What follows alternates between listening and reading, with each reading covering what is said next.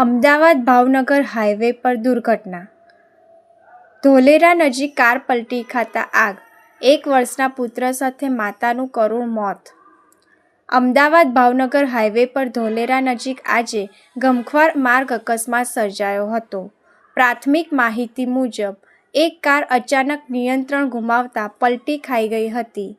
અકસ્માત બાદ કારમાં ભીષણ આગ ભભૂકી ઉઠી હતી. આ દુર્ઘટનામાં કારમાં સવાર માતા અને તેમના 1 વર્ષના પુત્રનું ઘટના સ્થળે જ કરુણ મોત થયું હોવાનું જાણવા મળ્યું છે. ઘટનાની જાણ થતાં પોલીસ અને ફાયર બ્રિગેડની ટીમ તાત્કાલિક સ્થળ પર પહોંચી આગ પર કાબૂ મેળવ્યો હતો. પોલીસે મૃતદેહોને પોસ્ટમોર્ટમ માટે હોસ્પિટલ ખસેડ્યા છે અને અકસ્માતનું ચોક્કસ કારણ જાણવા વધુ તપાસ હાથ ધરી છે. આ ઘટનાએ સમગ્ર વિસ્તારમાં શોકનું મોજું ફરી વળ્યું છે.